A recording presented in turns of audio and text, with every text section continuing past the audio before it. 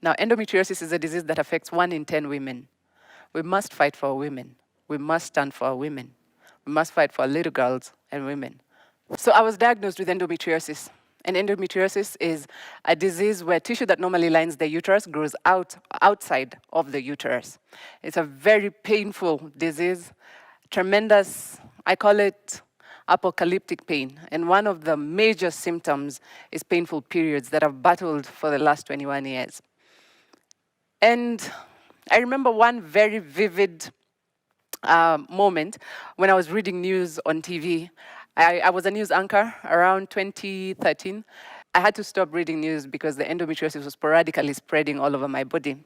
I was finally diagnosed with thoracic endometriosis adenomyosis stage 4 by my gynecologist, Dr. Praful Patel, and my cardiothoracic surgeon, Dr. Morris Muhinga.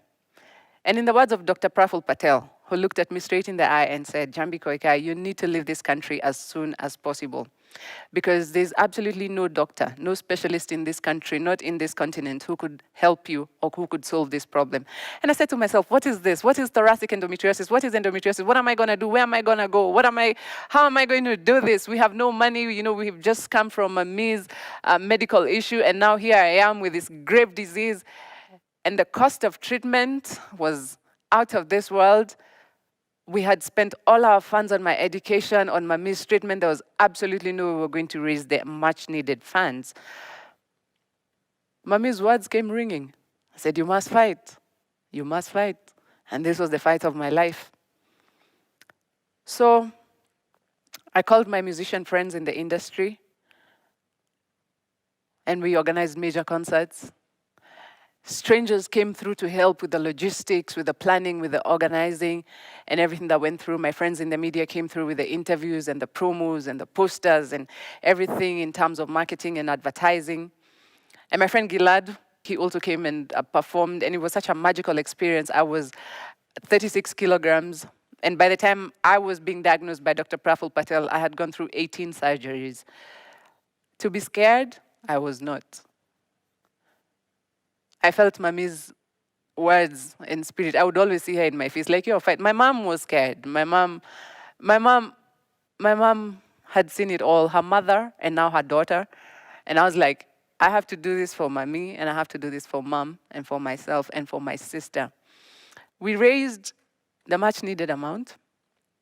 And in March 2018, we finally arrived at the Center for Endometriosis Care in Atlanta, Georgia, under the care of Dr. Ken Sinavo and Dr. John Goldman. I went through the first major surgery, March 1st, 2018, and I was later placed under isolation for over a month. And then I developed complications, and I went through another surgery. And in 2019, January of 2019, we were planning to come home, and I developed major complications in my right lung, and I had to go through another surgery. This was it. I was tired. This is surgery number 21. I am tired. I have gone through it. I was tired.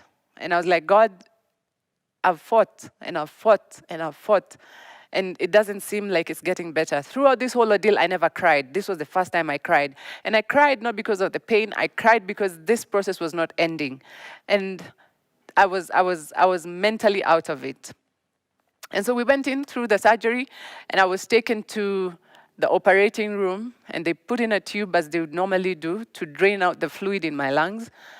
And after 2 hours, the nurse came back and said, we have to take you back to the operating room, Jhamby, because the tube that was fitted was not big enough.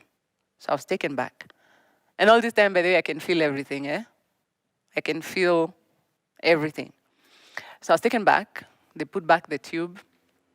And this tube was put back for a process known as pleurodesis, whereby they inject medication to create a buffer zone between your lung and your diaphragm so that your lungs can stay expanded. I've gone through this process about 5 times. And this time, it was very strange, it was very horrific, it was something I'd never experienced in my life. And so as they were pushing in the medication, it started spilling over to my nasal airways, and I started choking and burning. And I could feel oxygen just leave my body. And I knew this was it. I knew this was it. I had fought, and yeah, Jhamby had fought the good fight. So I could feel my limbs get weak. I could feel my legs starting to wobble on the bed. And yeah, Njambi Koikai was done. But I opened my eyes somehow through that whole process, and I saw my mom's hands on her head, and she was crying, screaming, wailing, looking at her daughter, almost losing her life, and the nurses pushing her away and pulling her out of that room so that they could attend to me as the machines were almost flatlining. And I knew I had to fight. If for anything, I had to fight for Mom. If for anything, I had to fight for Barbara. If for anything, I had to fight for me. And I tried. And I could hear the nurses saying, Jhamby, breathe, breathe, breathe, breathe. And I tried, and I'm trying to get, I'm trying to get to catch my breath through that whole burning sensation of medicine and chemicals in my body. And I'm trying, and finally, God gave me the courage, and I could feel a sense of calm, and I could breathe, and I just felt that medication dissolving. Of course, they had taken my vitals. My blood pressure had shot up.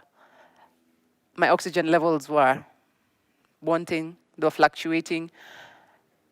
And finally, I came to. And just to see me fighting for my life and come back was very traumatic, but also very inspiring that, we can always come back from anything.